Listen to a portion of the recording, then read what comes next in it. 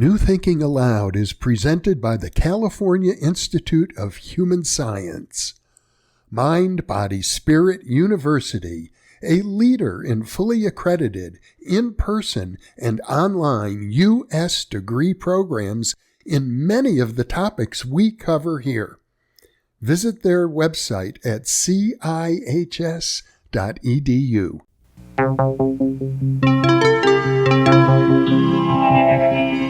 Thinking Aloud. Conversations on the leading edge of knowledge and discovery with psychologist Jeffrey Mishlove.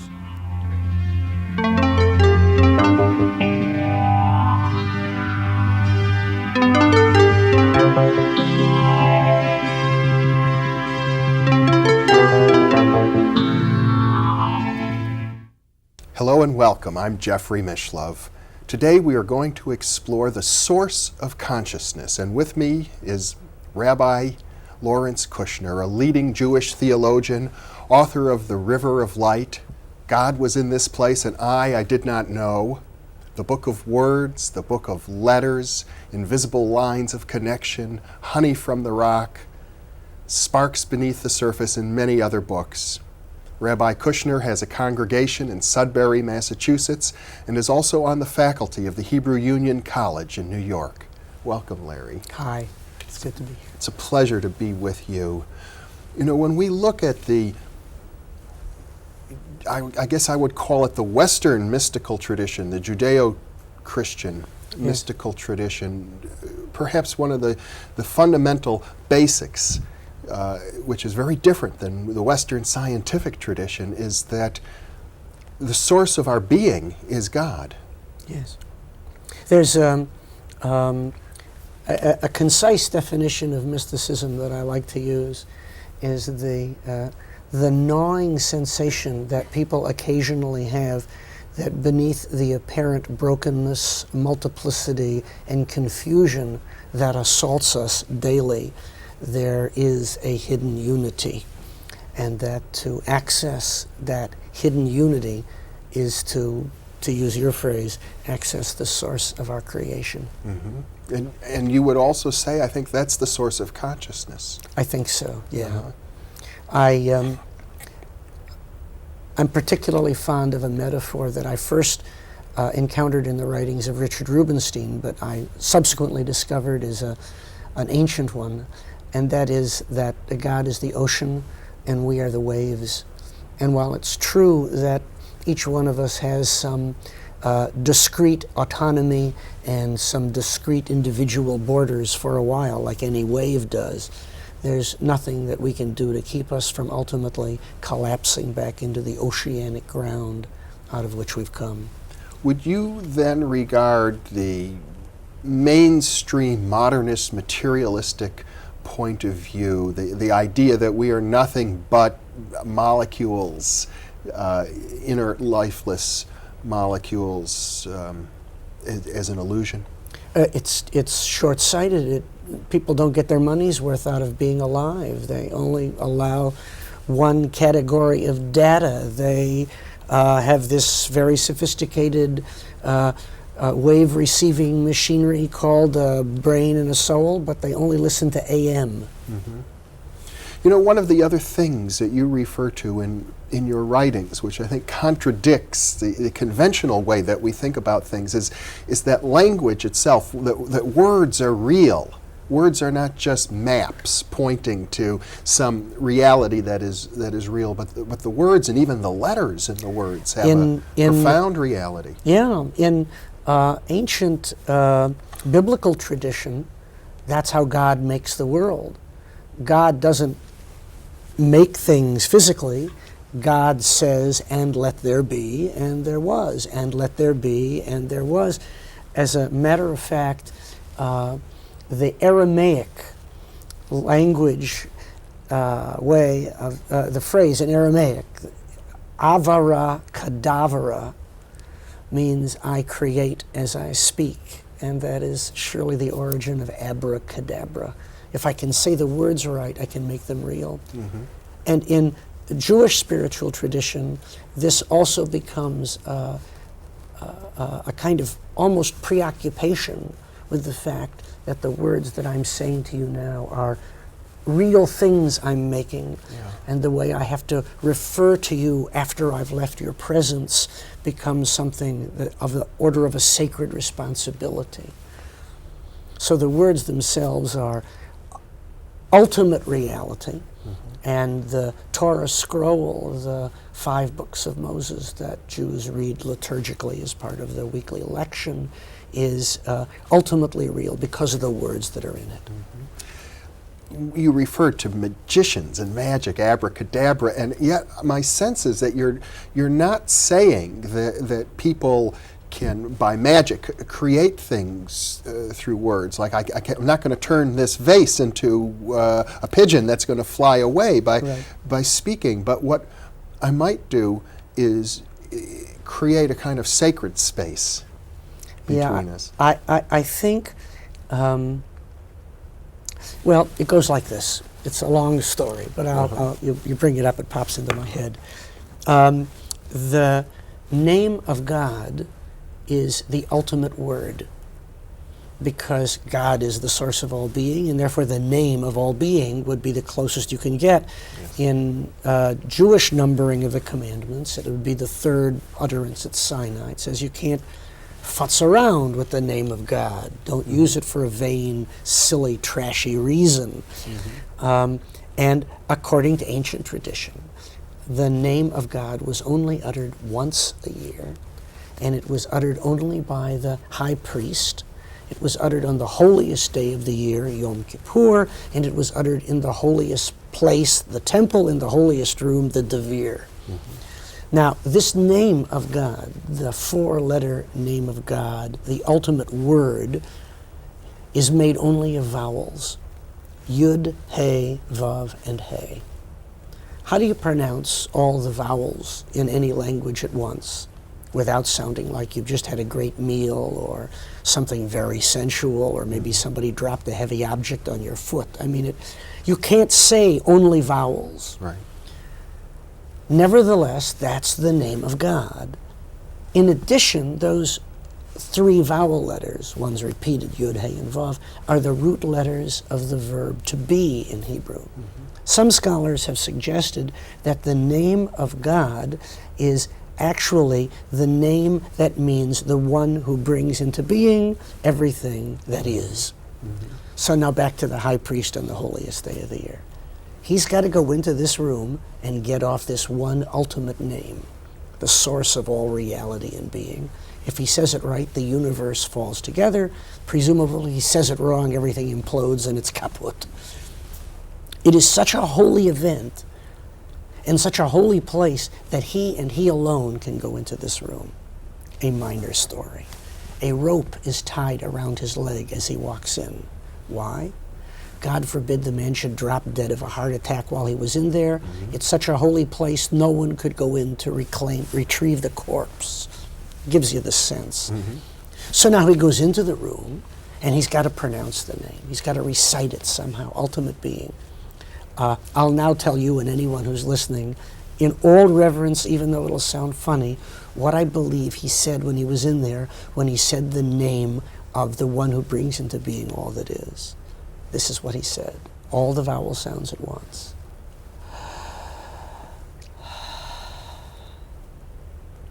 And then he left.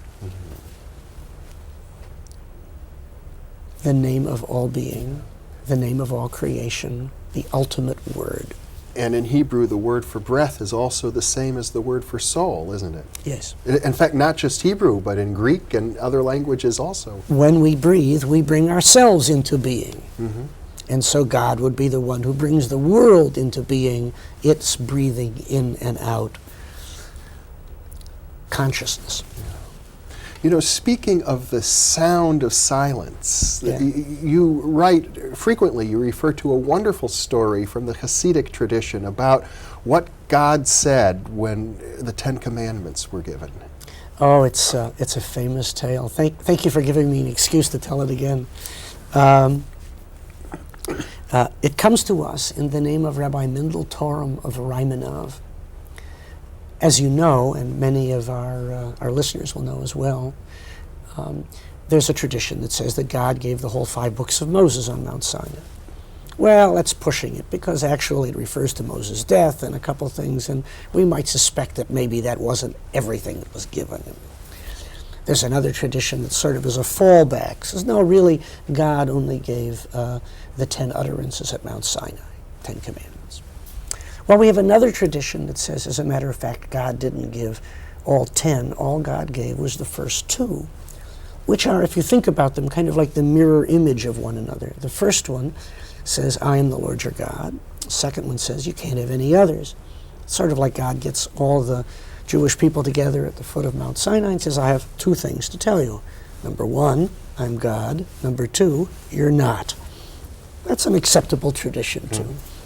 But there's someone else there in the discussion says, no, God didn't even give the first 2. All God gave at Sinai was the first 1. Now, the first 1 isn't even a commandment. It's just a statement. I'm the Lord your God, brought you out of the land of Egypt, out of the house of bondage. Sort of like God says, I'm God, and here's my card. I free slaves. You can call me anytime. Someone else is present in the discussion says, wrong again. God didn't even give the first utterance. All God gave was the first word of the first utterance, which is the old Hebrew word anochi, or I. In other words, what God utters is the first person pronoun singular, and in uttering the first person pronoun singular, the assembled, astonished, awestruck Jews at the foot of the mountain say, oh my God, the universe could say I. If the universe could say I, then it indeed must have a self. There must be a self to all creation. That was all they needed. They say, Moses, you write the rest. We got everything we need and left. Now, Rabbi Mendel Torem of Raimanov comes along and says, you're all wrong. It wasn't the whole Torah. It wasn't the 10 commandments. It wasn't the first 2. It wasn't the first one or even the first word. It was the first letter of the first word, which is the first letter of the Hebrew alphabet, the letter Aleph. And now here's the curveball. It is not, as most people mistakenly think, a silent letter. It is, as Gershom Scholem, the master historian of Jewish mysticism, points out, the sound that the larynx makes as it clicks into gear. It is therefore the mother of all articulate speech, the softest audible sound imaginable. You make any other noise, you drown it out. You manage to really shut up, you manage to turn off all the other noise, you could hear the primordial Aleph. It is the sound of almost breathing. That's what God says, and according to the Zohar, in that Aleph is contained everything. Yeah. There's a wonderful short story, of course, by Borges. Borges, about the Aleph. Yes, the great Argentine Nobel laureate. Now, you mentioned the Zohar. I think many of our viewers will not be familiar with that book. The Zohar really is not a single book. It's a collection of many different tracts, usually now published in 3 large folio volumes. And most of it was written by Moshe de Leon in Spain. And it claims to be a commentary on primarily the 5 books of Moses that help us understand what's really going on beneath the surface of the biblical text. For a long time, our rabbinic tradition has known that the text must conceal something. In fact, the most powerful way they said it was, the stories in the Bible couldn't be about what they seem to be about, because otherwise we could write better stories. What the Zohar claims is that there is an inner reality to all of being that's not immediately accessible, and that through studying it, we're able to make a greater sense out of our lives. And I'll just throw in one other thing. I also think it's the reason why Freud was a Jew, because the basic premise of all Freudian thought is that there's something else going on beneath the surface. The unconscious in his case. Right. And that for the cognoscenti, for the literati, we are able to every now and then get clearer glimpses of that, understand how it connects everything to everything else. Well, that's, I suppose, the consciousness itself, ultimately. And you write about, in your book, Invisible Lines of Connection, which we'll be talking about in part 2 of this series, the way in which that affects us in the small experiences of daily life. What I'd like to come back to now, though, since we've been talking about the 10 Commandments and the nature of consciousness and the nature of the self, you also have a wonderful exposition about the relationship between the first commandment and the 10th commandment.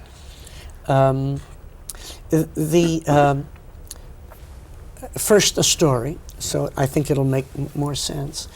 One of my 7th grade students came to me and said, "Kushner, can you prove to me there's a God?" I said to her, "Let me ask you a question."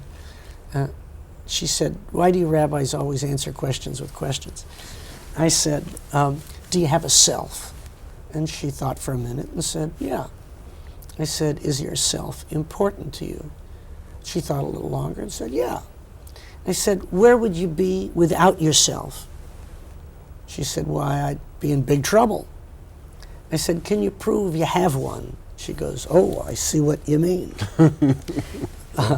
That you or I have a self is, in one sense, a construct. It's something we make up, and by asserting that we have one, mean to claim that the otherwise apparently broken, discordant, mutually exclusive, contradictory thoughts and feelings and actions that we have really are part of a larger whole. Yeah, I know it doesn't make sense, but it's me, there's an I here, and somehow it's all integrated, and if I can convince you of that, you nod, fine, I'm okay. If I can't convince you, then you say, he's disintegrated, he doesn't have a self, he's schizophrenic, I won't talk to him anymore. So I think it's not an accident that the first thing that God says to the Jews at Mount Sinai is, I got a self, the universe has a self, but you'll notice that it's barely audible. It begins with an aleph, the softest sound in the world. Now we'll hold that there, and I want to move now to the 10th utterance. That's also a very difficult commandment, at least for Jewish tradition at any rate, because it is a prohibition against what on the surface seems to be a thought crime. God says, don't covet. We want to say to God, what are you talking about? How can you not covet? Whoops, I did it again. Gee, I like your tie, I coveted. I mean, how can I can't control that. I can control whether or not I steal your tie. I can control whether or not I lie to you, but every now and then, something catches my eye, I wish I had it, bingo, I'm guilty.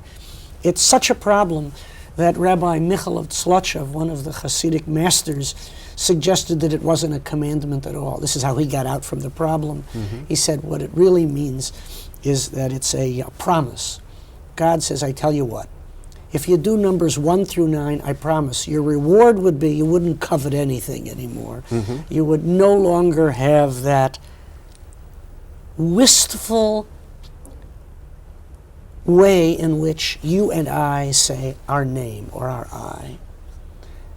It's very difficult, maybe impossible, to be a human being and utter that first person pronoun singular I without doing it and having a long neck at the same time. I wish I had that house. I wish I had that car. I wish I had those books.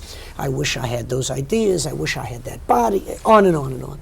We don't know how to say I and understand, appreciate, and like who we have been and who we will be. And God comes along and says, I tell you what, the secret, the solution to not coveting is to remember the way I, God, said I. You would practice saying I the way you heard me say it at Mount Sinai, and then you would know what the goal is, to try to understand why you have been made and placed, who you are and where you are now. That's elegant, and what it points to is a similarity, a surprising similarity between the Jewish concept of the relationship between us and God and the Hindu concept. I think, and maybe I'll get in a lot of trouble for this, that there are only a finite number of great religious ideas, and sooner or later, every decent religion has them all. In fact, I think the only difference between one religion and another, if you say, oh, let's say it's a deck of cards. Let's say there's 52 playing cards in the religious deck, and one card is what we're talking about I. Another one is about having a relationship with God and trying to do the right thing. Another one is, what are you going to do with your guilt? Another one is, what are you going to do with the afterlife? Every religion has got all 52 cards. In other words, they're all playing with a full deck. The only difference between one religion and another is that in one religion, card number 1, and is in another religion, it's card number 34. So Judaism and Hinduism and Buddhism and Christianity, they're all playing with a full deck. It's only the emphasis, the arrangement of the cards that differs. At one point you describe it as being children of the same parent, that each child has their own unique way of relating to the parent. They shouldn't try to be like the others, or can't.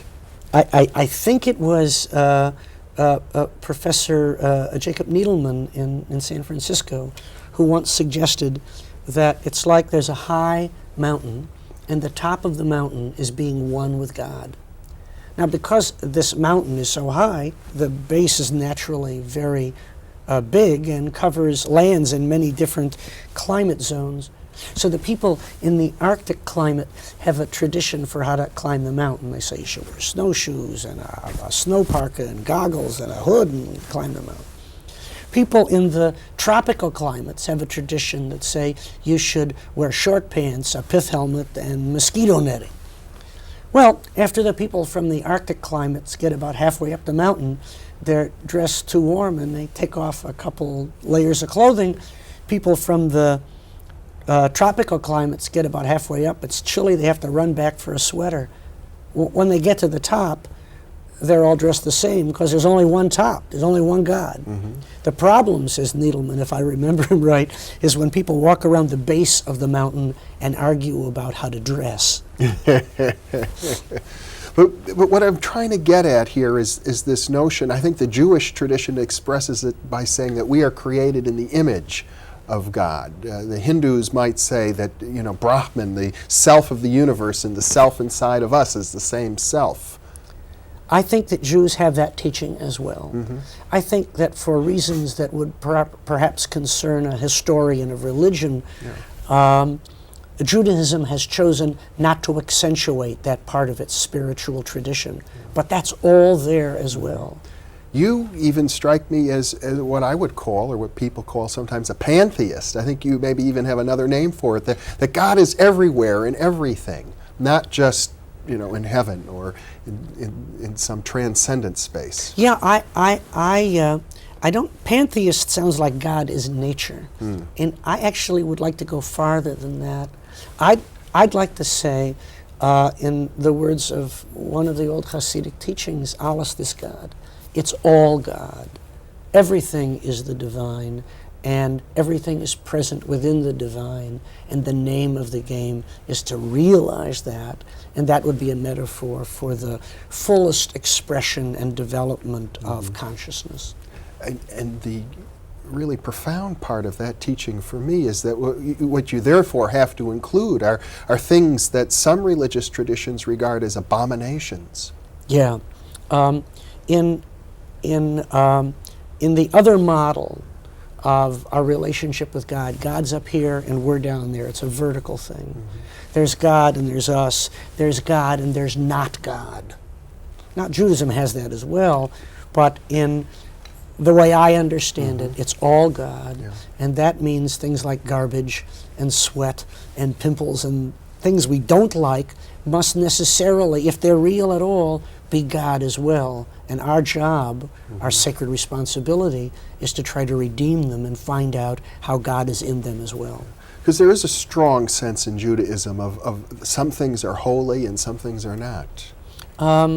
In some forms of Judaism, I would argue that in its purest form, Judaism would claim that the whole world is full of God, as in the words of the Psalms, that everything is a manifestation of the divine. And in a world which is pre-messianic, just to sort of get us through the day. We don't have time to live on that level. Right. And while we're in rush hour traffic, there are a couple things that we temporarily say, well, it's not so holy.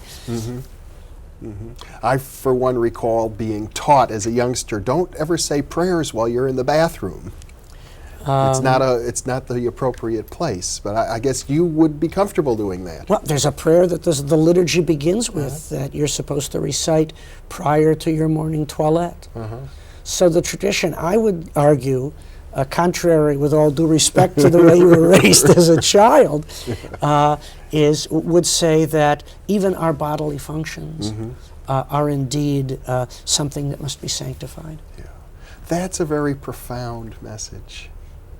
I think it's one that resonates deeply on many, many levels, psychological and physical. I mean, I think that I should have been given the body of the opening quarterback for the San Francisco 49ers. Wasn't. So when I recite those blessings in the morning, what I'm asked to do is to deal with the fact that there was a reason God gave me this slightly smaller, less muscular physique, and that I have to come to terms with that, and I have to understand that.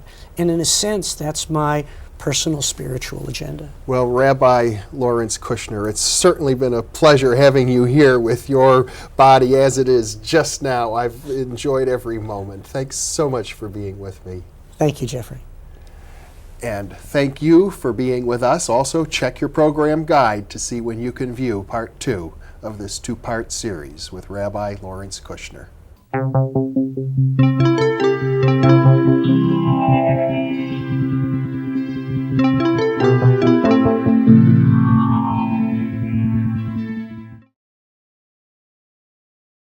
Book 2 in the New Thinking Aloud Dialogues book series is a tribute to parapsychologist Russell Targ, celebrating his 90th birthday.